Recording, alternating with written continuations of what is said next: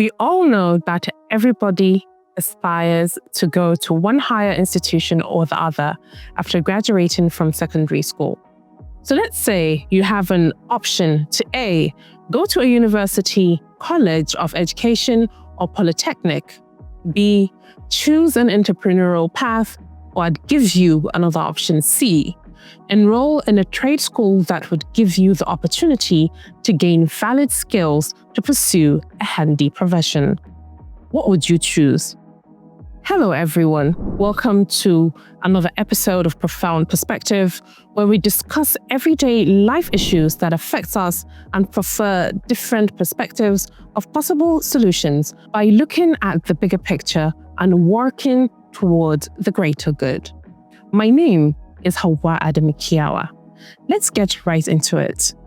Today's guest is a very special guest to me. Is Malam Adamu Aliyu Kiyawa, the Masanenduzi and district head of Kiyawa in Jigawa State, recognized for his ample contributions to societal, youth and educational development, having over 30 years of public speaking, education and motivation, as well as service, an educator, veteran journalist, who still runs a weekly radio show, and most importantly, my father, mentor and inspiration. You're highly welcome. Thank you very much for having me. So today on Profound Perspective, we're going to talk about different avenues or routes a person could take after finishing at their secondary school, aside from the known higher education that we usually aspire to go to, like the university or college of education or polytechnic as well. So what other alternatives can we have aside from those? First, I would like to start by saying pursuing education up to the higher level, tertiary level, is very, very essential. Even if you have the acumen to be in business, or even if you have the skills to start being on your own. And nothing stops someone from pursuing the two concurrently. You can be in business, you can pursue a career with your skills, and still go to the university or any higher institution if you so wish. But for me, the priority would be to go to higher institution. And some years ago, I think 2008 or 2007, the British Council, when they were still in Kano, had a focus group discussion of mentorship for university students, male and female. And they asked me to come and start the discussion. And the first question I asked them was, if every single one of you knew that after university you would never get a job, would you go to the university? Every single one of them said no. So this is because I think we fail to realize that you get education for the sake of it. First, not because you're going to use it for some kind of, work or whatever. Education makes you a completely different person. I mean, you see 2 people, 3 people walking, you also on their back. You can be able to know who is educated and who is not educated. One might exude confidence, the other might not. If they're eating, even the way they eat, you can know who is educated and who is not educated. But there's everything different with the person who is educated apart from the person who is not educated. So you get educate yourself. One, you develop some kind of self-confidence because of the education that you have. You have some kind of self-fulfillment that I have this level of education. And of course, in terms of socializing with others and whatever, you will always be recognized to be on top. And it adds on to a lot of opportunities that you have in life. And both economically, it helps you maintain your health, because the more educated you are, the more likely that you will safeguard yourself against harmful things to yourself. And therefore, you'll be more health conscious, a lot of things.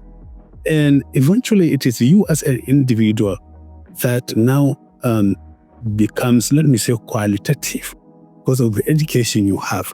And then together with others who are qualitative through education, we will now make contribution to your society and make the society qualitative also. So, and we have to understand too that not everybody can be in business, not everybody has the skills to engage himself in self-employment. For example, you can give somebody 100,000 naira and say, or 1 million naira and say, come back after 1 year. Go to business, come back after 1 year. And in 1 month, 1 million naira is gone. Whereas you can give somebody 100,000 naira and say, come back after a year, and he comes back with 1 million naira. That's right. It all depends on what you can do. But I want to reiterate, everybody should be able to identify what they can do with their life, because everybody can do one thing, at least have the capacity to do one thing. Maybe some people have the capacity only to pursue academic career, go to school and get a job. And but there are others also who can be in business or who can be self-employed. By all means, either do the two at the same time until you now get your feet, fully on the ground. Then you can now switch fully to self-employment. But self-employment is thin now everywhere in the world. Because for now, if you take Nigeria, for example, nobody, it is like an employer's world. Previously, it was the job that was looking for the person to complete. Now, the person who wants to do the job is looking for where to go and do the job. But there is this notion, that we all have, that immediately you're done with school, there's a job waiting for you. But now the mask has been taken off our eyes, and the reality is there that jobs are not waiting for anybody. Well, certainly not. And for the number of, if we look at the number of graduates at tertiary institutions and the number of the job openings, and the irregularity of the appearance of those jobs, you know that your chance is very, very slim. Every opportunity, about 4 to 6 times in a year to go to organization or core members, yes, to go and give them a lecture. And part of what I dwell on is this self-employment. And I tell them, for example, the current batch, that is batch C stream 2, there are about 2,000 that have been posted to the Kiyawa state. So I asked them, if every state and Abuja were to employ the number of corpus deployed to the state, how can every state employ 2,000 or 1,500 in every 2 months? And it's not possible. Because there's a stream every 2 months. It's not possible. In a year, if I state gets 2,000, in a year it gets 2,000 times 6. Yes, which is what? 12,000. And you find that in the entire tenure of a governor, maybe 2 tenures, he might not have employed 12,000 in 8 years. True. So the jobs are not there. So people have to think, even as you are in school before graduation, you should be able to start something, no matter how little it is, either a provision of services or using your skills to do something, or some kind of trade that you can identify. There is this notion that we have that aside from when you're done with school, you go straight into employment or you venture into a business. Do you think there is another option that the youth can venture to in order for them to, make a livelihood? Well, the options are generally 3 or 2, but one is divided into 2. The first option, of course, getting a job. That's going to get you into a kind of business, either providing a service or getting into a trade. That provision of service requires some skills. Okay. The same with doing a business or buying and selling. But these are basically the options. What I always advise people to do at an early age, even if you don't get into business, start identifying what your hobby is you love to do. Or what you're good at. Yes, what you're good at. If you love taking pictures, for example, if you love drawing, whatever it is, but everybody has to look at what they can do. And there are a lot of people that they with so many skills, but they fail to develop them because they are interested only in white-collar job. A lot of times we get parents whose children do not perform academically. then when you start asking them, these kids, what is it that, have you identified something that they can do? My kid, if my car electrician comes, usually they tell him to do this and do that. So they've shown interest in that. And not only that, they have also the talent in it. But instead of trying to maybe concurrently, as they are going to school, secondary school, and at the same time, maybe in the afternoons or during the weekend, explore their talent. Know that they insist on only going the one path. And what people don't understand, that psychologists, educational psychologists have divided talent into about 8 broad. Wow. Yes. And academic is just one of them. Oh, wow. Sports is one. Communication skills is another. Even drama and singing, all these are opportunities that people, unfortunately, around here, either because of culture or because of religion, we don't give these various kinds of talents. It's the priority. And that is why we restrict our opportunities for job. We restrict our job opportunities. Whereas if everybody were to look at what they can do instinctively, naturally, and that person has a job path.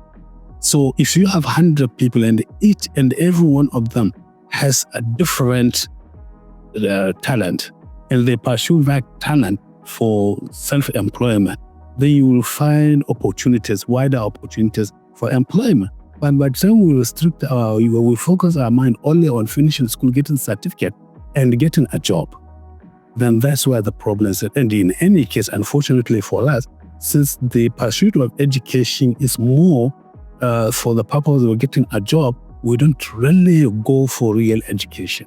Go for cramming, passing the exam, getting the certificate. At the end of it, if you are to be tested again, not to have to 30% of what you learned in school is in your head, so you can't do the job, even if the job were available. If you go through interview, go through up to the test, you would fail woefully. So in reality, we have to understand, the youth especially going to higher school, that they have to understand that they finish school with a certificate, but actually they don't have the education to be employed. So they have to know first. Everyone is made for school. Not everybody is made for school, certainly. But even if you are made for school, you have to get a quality education. You have to get the quality education that first will make you productive and help yourself, and will make you contribute to the society. Because the essence of education is not just about you. It's about using the education to contribute your own quota in developing your society. So if, for example, you go to school just to pass, you cram and get certificate, you end up not being unemployed, but being unemployable. Because there's a difference between employed and unemployable. Most of those who have certificates in this country are actually not employed. They are unemployable, but they cannot do the job, even if they are given the job.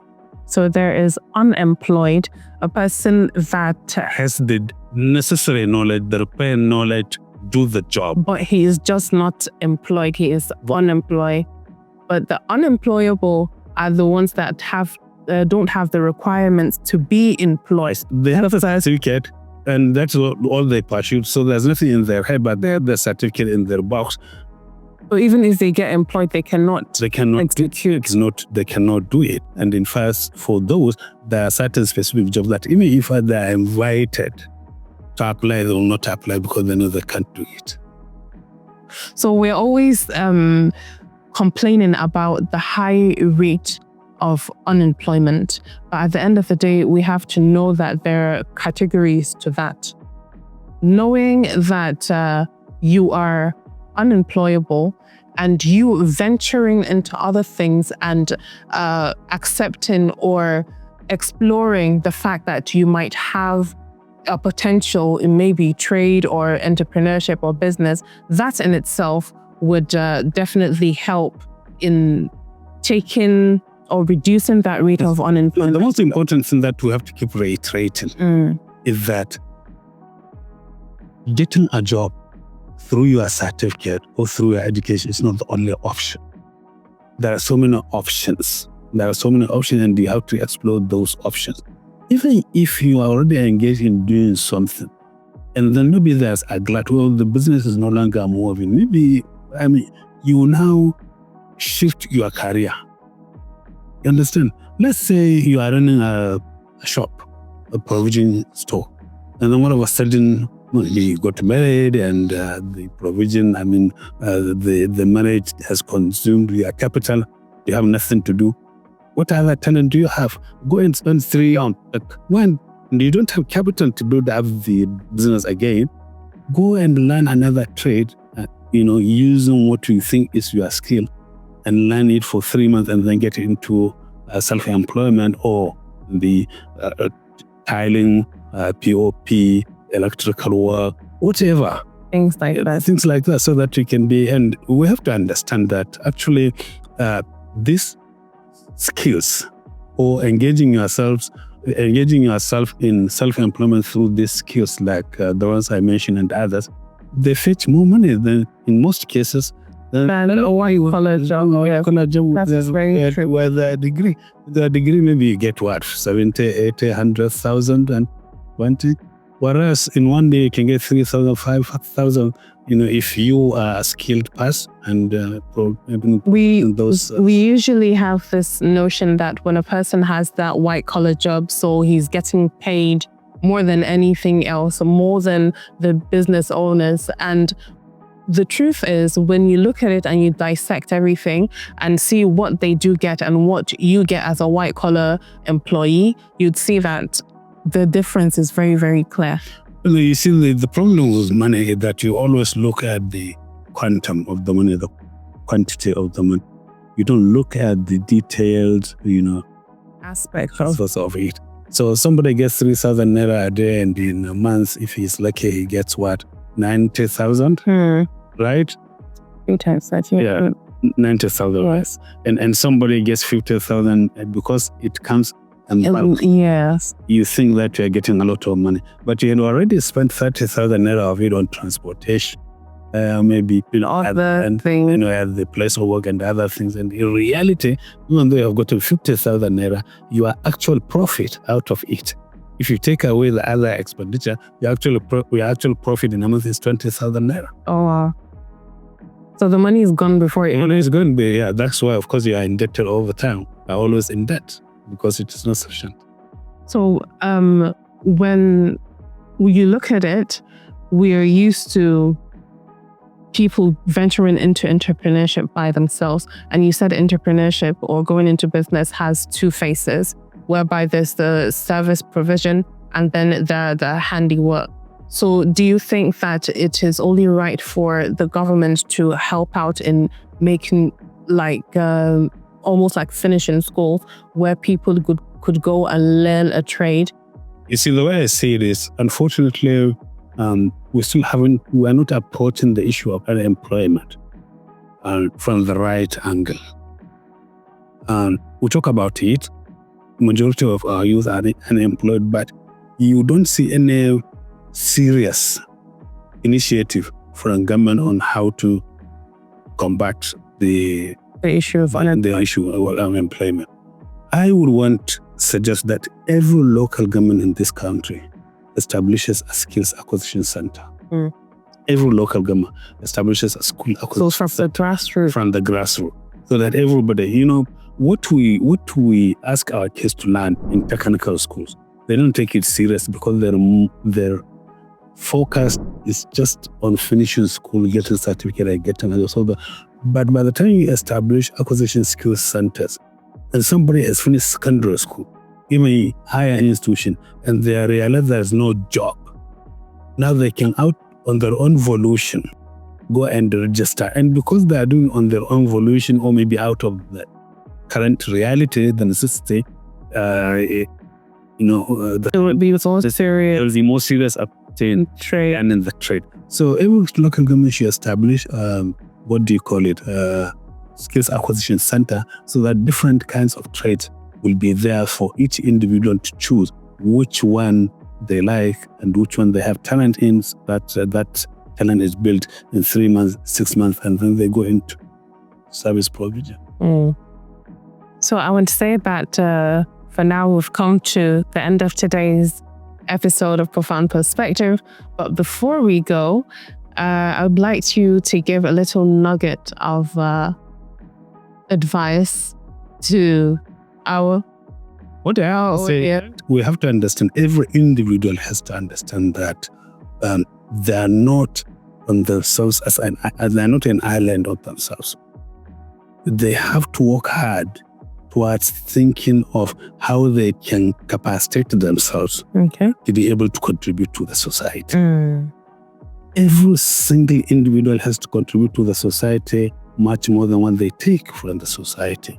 Because that's why in employment you find people are being paid less than what they put. You understand? Because you are expected to give more than what you are given. If you insist on getting and you are not given, one day you'll not get what you want. Because there will be deficit in what you want to get. But if everybody contribute more than what they take from the society, in terms of, after all, I mean, all your life you have been benefiting from what others do. You've been benefiting, from your parents' care, and they give you more than what you give them. You benefit from schooling. The teachers give you more than what do you give back to the school? So that's how it is. Everything in life, you have to work towards contributing more than what you get. And the more you give anyway, the more one day you get more. That's why I always say, work harder than what you get paid for. One day you'll be paid for more than what you do. So you heard it here. Work harder than what you get paid for. One day you will be paid more than the work you do. So make sure you continue to follow us. And I thank you so much for being on Profound Perspective. We anticipate you being on more episodes and giving us more wisdom. Make sure you follow, you like, click the notification bell and subscribe so that you can get all the notifications, any updates on Profound Perspective. As always, I'll see you on the next one.